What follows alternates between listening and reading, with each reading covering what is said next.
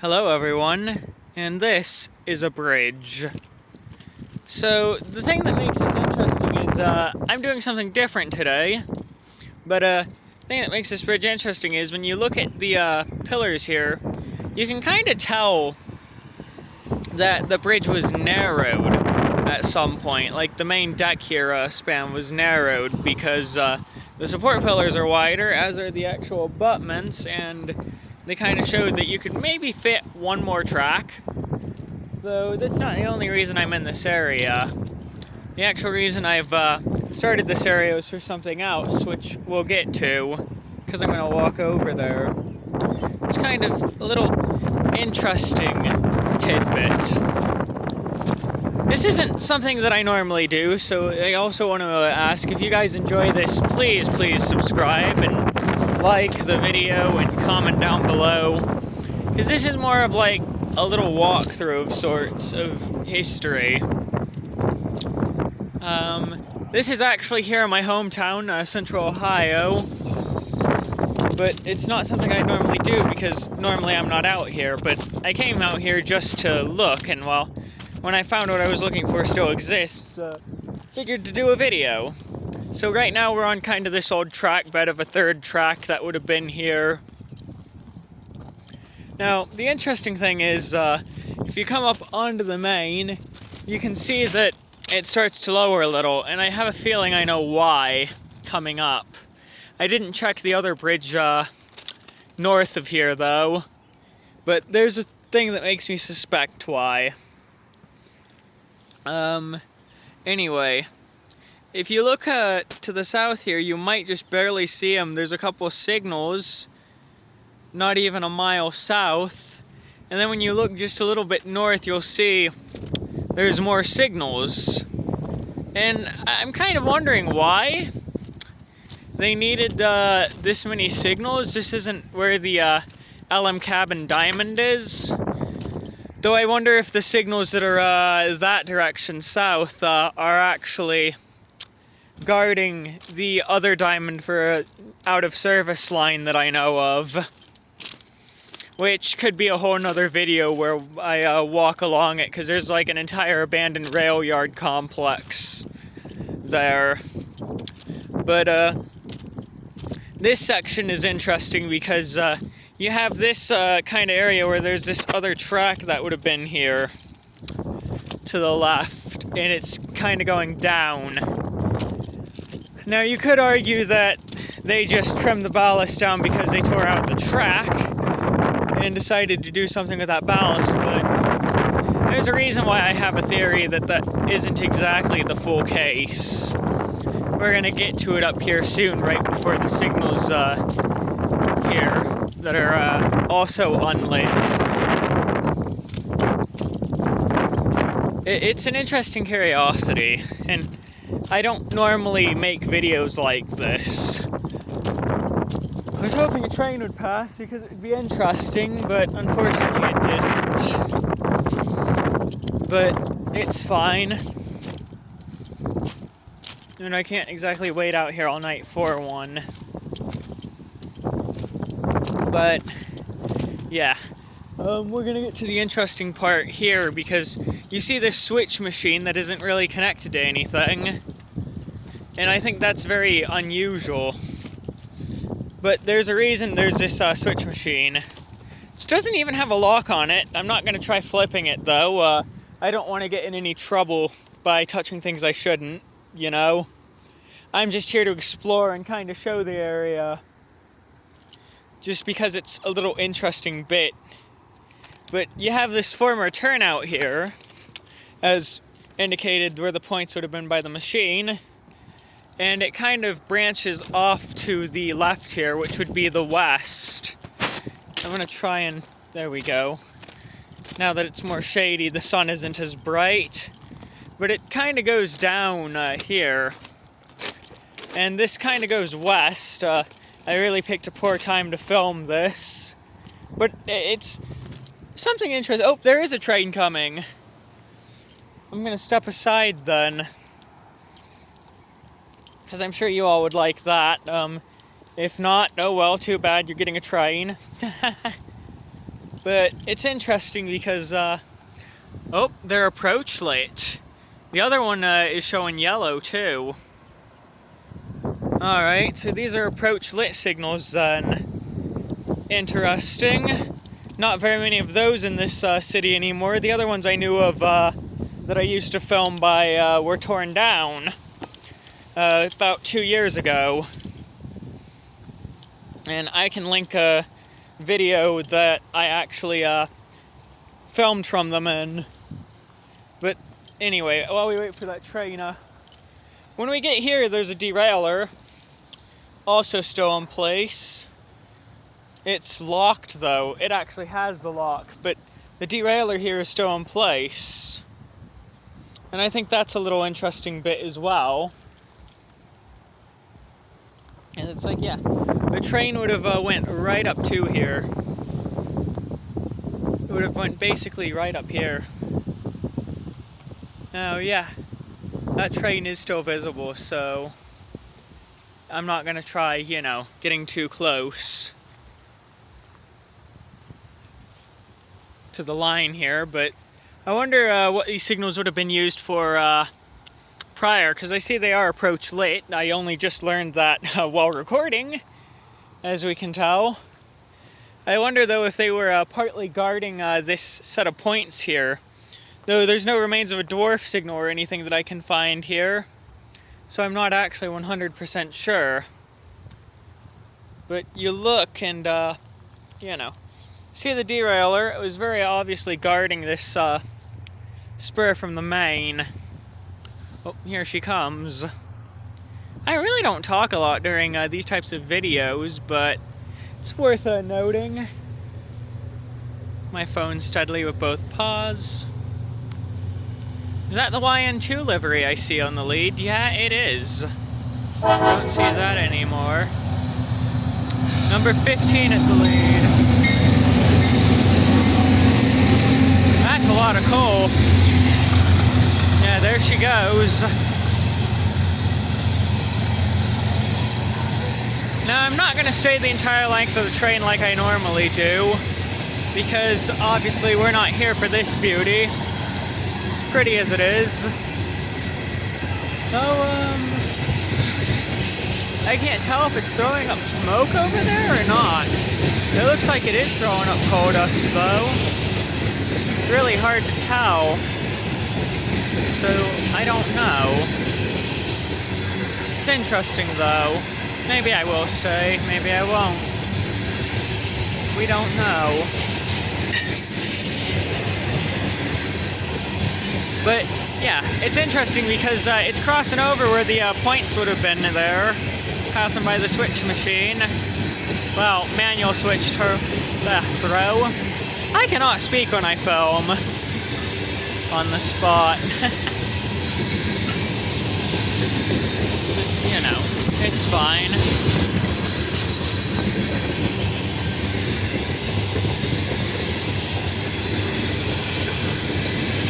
I'll walk the length further when this train passes. Doesn't look like it's too long though.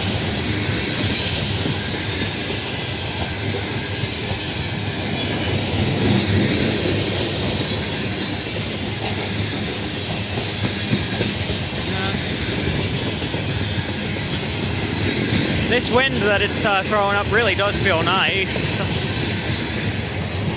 Probably because I'm overdressed for the weather again. You can just see the bowing of the rails there. This isn't why we're here, but it's fine. You can see the signals are now red. Anyway, back to the train of thought here. Usually they'd, I think freight trains would follow this line, locals anyway, because this is an old spur track, would follow this line. Now, it's quite a bit overgrown, so I'm wearing long clothing.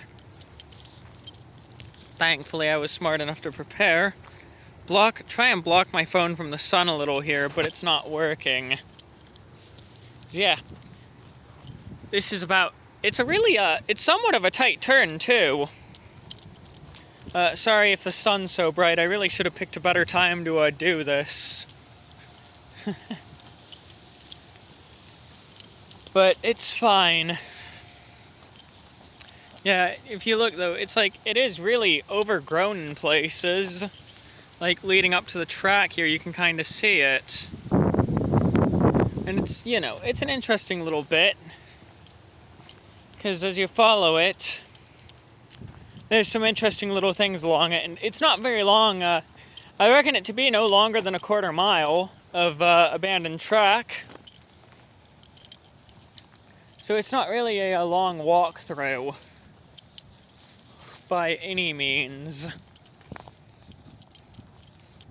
It's an interesting little bit of local history. Because it's an old industrial spur, as I've said. I don't actually have any photos of it or know of any photos of it when it was in service, unfortunately. Some trash here, which is even more unfortunate. But yeah. I don't know of any photos of it actually in operation, unfortunately. But now we're around, I'll show you when we're coming up, because it's very interesting indeed. So we start to turn away from the sun a little bit, thankfully, as we follow the old rails here. The old corridor anyway. And don't trespass, guys. I'm doing this so you guys don't have to. And I'm out here in my uniform, so it makes it easier to record and remain safe. So, you know, this is kind of the stuff that I wanted to do so you all didn't have to, because urban exploring is something I've always kind of enjoyed. Anyway, as we get here, we come to the first of a couple grade crossings where the rails are actually still in place here. This is the smaller of the two. You can kind of see the rails remain in place throughout the entire crossing here. The cross ties are a pretty interesting little note because of how they've risen a little bit over time. When you compare it to like the railhead like here, you can really see that the cross tie is almost to the same height as the railhead. It's interesting, to say the least. Anyway, as we keep going though, it's like, yeah, the curvature is somewhat sharp. It's not too sharp, but it's somewhat sharp. I wouldn't try running a modern road diesel through here, or a larger wheelbase steam engine, because I actually don't know when this was pulled up and abandoned. But I can only assume it was built in the early 1900s. But as we keep following along here, there are places where the ties become more visible. The ballast is obviously still somewhat here. We're coming up to, I think this is Edgefield Road, or however it said, Edgeview, Edgefield. One of those names is the right name. But as we come up to this, we hit this interesting grade crossing, where the rails are in fact still in place. What I think is even funnier though is they didn't bother removing the rails even though they're not active from this major road, so you still have the bicycles may fall sign across the street. And even more interesting is the placement of the rail crossing ahead sign here. Normally the rail crossing ahead side for this direction of travel would be where that sign is. So it's very odd to see this choice to put it on this side of the track. It's very odd. Now you can actually follow it from maps. I do recommend following it from maps so you're not out here trespassing or anything, because I believe it does, there is some good views of it from Google Earth throughout the years. I'm gonna wait for one of these cars to pass so I can actually some of these cars to pass so I can actually cross along the track here. Because it's very interesting, because yeah, it's still kept in place with these rubber pads, which it's most unique. It's not something I'm used to with a crossing that's been out of service, but as I said, I don't know when it became out of service. I don't know when it, when the railroad actually stopped using it. Alright, good, the cars are passing. So I'm gonna make my way across real quick. Because it's interesting, you have the bollards there to keep cars from trying to follow it, of course. I don't know if these would have been here when trains were actually running, of course. They probably would have moved them, though, if they were here when trains were, just to keep people from cutting the corner. It's a very unusual curved crossing. We don't see these a lot in this area either. This isn't the only spot where there are tracks still on the street, and maybe I'll go walk through along some of those later as well.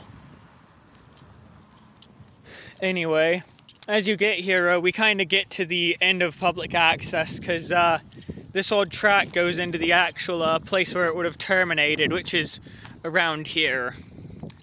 Try and get a little bit closer just to try and get y'all a better view, but yeah. It looks like the loading dock would have been this concrete structure here. Looks like that would have been the loading dock. It's just an interesting piece. As noted, like, you look at it and you see the rails are definitely higher. They're like easily 1.5, 2 inches off the ground here. It's just a very interesting little thing. Like, when you look, you can kind of see how it is. Because yeah, the tracks would have ended there. Unfortunately, this fence isn't visible in our maps, so it's definitely changed a bit since, yeah, the satellite view was taken. But it's an interesting little tidbit, and as I said, if you guys enjoy this type of content, please like, subscribe, comment down below. It'll do good for the channel. Perhaps I'll find some of the other areas and walk along them and kind of talk about them, because I know a little bit more about the history of some of those other lines. But yeah, thank you all very much for watching this unusual video of mine. Bye!